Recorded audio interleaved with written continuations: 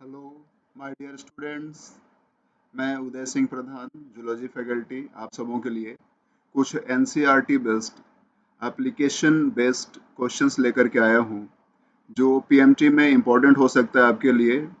तो आइए हम सब सॉल्व करते हैं कुछ एनसीईआरटी बेस्ड, जिसमें आपको एक अप्रोच की रिक्वायरमेंट होती है। आपने जो लर्न किया है, आपने जो एनसीईआरटी बेस्ड स्टडी की है, इसके बेसिस पे कुछ ऐसे क्वेश्चंस जो एप्लीकेबल अप्रोच डिमांडिंग हैं। तो आइए हम सब ऐसे क्वेश्चन को वन बाय वन डिस्कस करते हैं और उनके सारे ऑप्शंस को भी one by one detail discuss करते हैं। तो पहला क्वेश्चन आपके स्क्रीन पे जैसा कि दिख रहा है, the forces that maintain the three dimensional structure of A protein is mainly. आप ये क्वेश्चन समझिए। क्वेश्चन डिमांड कर रहा है कि प्रोटीन का जो 3D स्ट्रक्चर है, यानी प्रोटीन का जो टर्शियरी स्ट्रक्चर है, क्वेश्चन में मेंशन्ड है कि किस बॉन्ड के द्वारा, किस तरह के फोर्सेस के द्वारा ये टर्शियरी स्ट्रक्चर प्रोटीन का मेंटेन्ड होता है मेनली।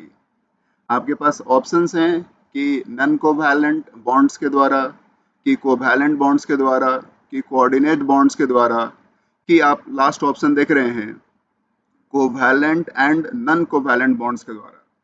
तो चलिए जरा एक बार इसको हम वन डिटेल डिस्कस करते हैं जरा आपके साथ। आप ये याद रखिए कि प्रोटीन्स जो हैं वो पॉलीपेप्टाइड चेन से बने हैं, और पॉलीपेप्टाइड चेन में अमीनो एसिड्स का जो पॉलीमराइजेशन है, जो टुगेदर लिंकिंग है, वो पेप्टाइड बॉन्ड के द्वारा है। और पेप्टाइड बॉन्ड एक कोवैलेंट बॉन्ड है जो दो अमीनो एसिड्स को लिंक करता है।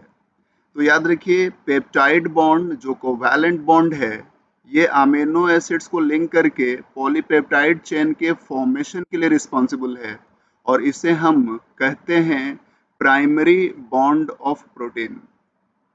अब ये याद रखिए, प्रोटीन या पॉलीपेप्टाइड चेन में कुछ अदर बॉन्ड्स भी होते हैं जिन्हें हम सेकेंडरी बॉन्ड्स कहते हैं। और ये जो सेकेंडरी बॉन्ड्स हैं, ये पॉलीपेप्टाइड चेन के फॉर्मेशन के लिए या अमीनो एसिड्स के टुगेदर लिंकिंग के लिए रिक्वायर्ड नहीं होते।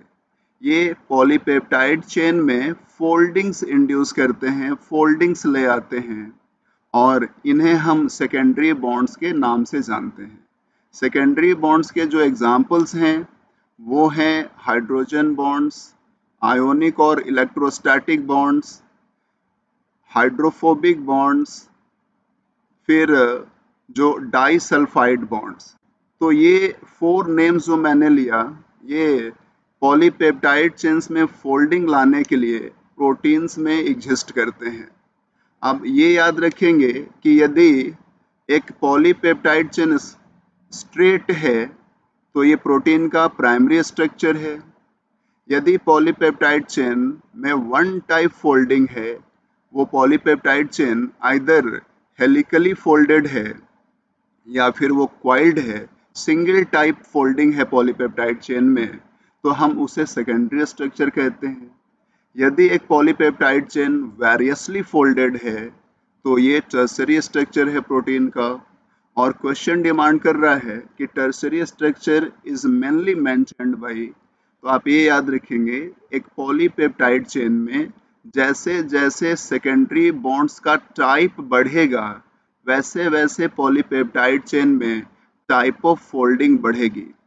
तो no folding in polypeptide chain, that is primary structure of protein.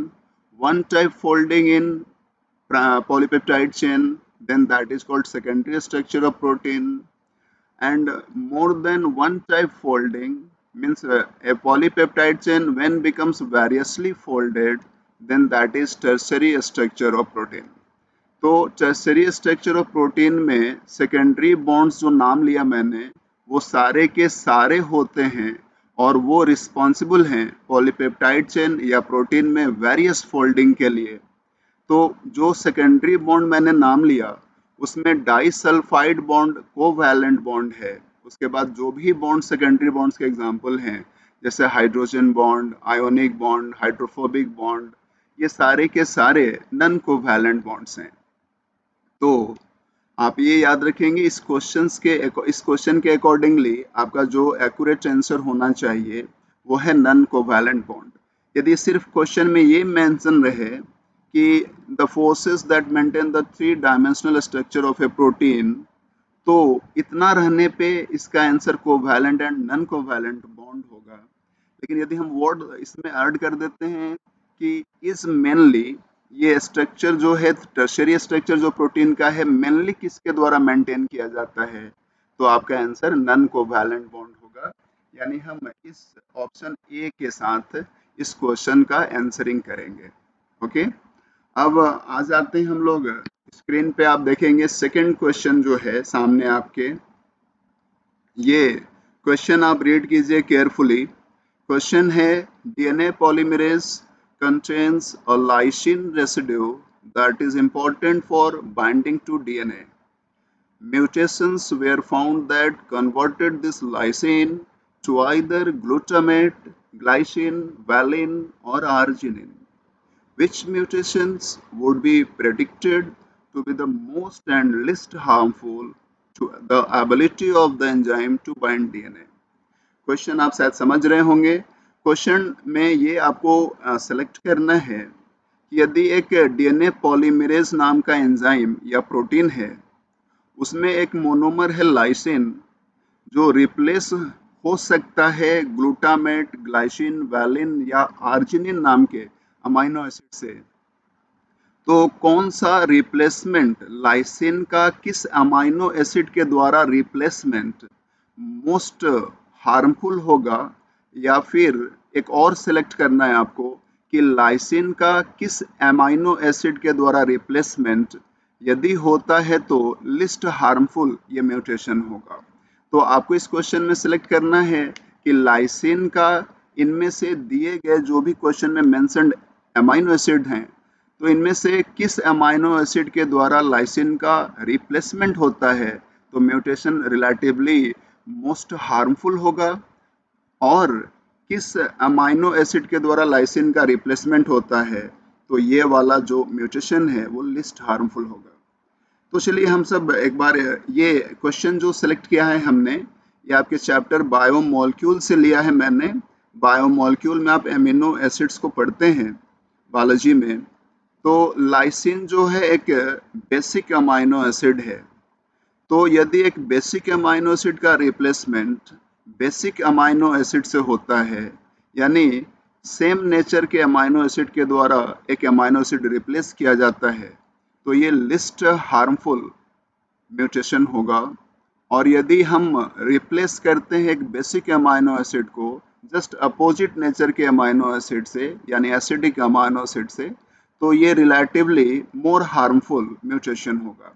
यदि हम न्यूट्रल अमाइनो एसिड से बेसिक अमाइनो एसिड को रिप्लेस करते हैं तो ये एक मॉडरेट लेवल का म्यूटेशन होगा। तो आपको इस समझ में आ गया होगा कि इस क्वेश्चन का आंसर क्या होना चाहिए। तो आप फर्स्ट ऑप्शन देखिए, ऑप्शन ए, ग्लाइसिन जो है वो एक न्यूट्रल अमाइनो एसिड है। तो एक बेसिक अमाइनो एसिड का न्यूट्रल अमाइनो एसिड से यदि रिप्लेसमेंट होता है तो ये जो रिलेटिवली होगा मॉडरेट लेवल का म्यूटेशन होगा। और लाइसिन का रिप्लेसमेंट आर्जिनिन से होता है, यदि आप जो देख रहे हैं लिस्ट वाले में, तो ये तो सही है कि लाइसिन का यदि रिप्लेसमेंट आर्जिनिन से होता है, चूंकि आर्जिनिन बेसिक अमाइनो एसिड है, तो ये एक लिस्ट हार्मफुल म्यूटेशन होगा। लेकिन जो ऑप्शन ए में ग्लाइसिन मैंने जो मेंशन कर रखा है, ये मॉडरेट म्यूटेशन को रिप्रेजेंट करेगा, ना कि मोस्ट को, क्योंकि ग्लाइसिन एक न्यूट्रल अमाइनो एसिड है। तो बी ऑप्शन पे आते हैं। आर्जिनिन जो बेसिक अमाइनो एसिड है, यदि ये रिप्लेस करता है लाइसिन को, तो आप याद रखेंगे बेसिक अमाइनो एसिड लाइसिन का रिप्लेसमेंट बेसिक अमाइनो एसिड से होता है, तो ये लिस्ट म्यूटेशन होगा, लिस्ट हार्मफुल म्यूटेशन होगा, ना कि मोस्ट हार्मफुल। तो इसलिए बी ऑप्शन हम सिलेक्ट नहीं करेंगे। सी ऑप्शन पे आते हैं। ग्लूटामेट, ग्लूटामिक एसिड जो कि एक एसिडिक अमाइनो एसिड है, ये यदि लाइसिन नाम के बेसिक अमाइनो एसिड को रिप्लेस करता है तो ये मोस्ट म्यूटेशन होगा, मोस्ट हार्मफुल म्यूटेशन होगा। और वैलिन देखते हैं जो इसमें दूसरा है, तो वैलिन एक न्यूट्रल अमाइनो एसिड है, तो लाइसिन को यदि बेसिक अमाइनो एसिड को हम यदि रिप्लेस करते हैं न्यूट्रल अमाइनो एसिड से, तो ये लिस्ट ना होके मॉडरेट हार्मफुल म्यूटेशन होगा। तो हम डी ऑप्शन पे आते हैं। ग्लूटामिक एसिड यदि रिप्लेस करता है तो ये मोस्ट हार्मफुल, चूंकि ये एसिडिक अमाइनो एसिड है। और आर्जिनिन जो है बेसिक अमाइनो एसिड है, ये लाइसिन को यदि रिप्लेस करता है तो ये रिलेटिवली लिस्ट हार्मफुल म्यूटेशन होगा। तो हमें कौन सा ऑप्शन सेलेक्ट करना चाहिए? आप समझ गए होंगे, yes, option D is correct. Okay, तो इस तरह से हम इम्पोर्टेंट क्वेश्चंस को डिस्कस करेंगे आप लोगों के साथ। आप बने रहिए हमारे साथ।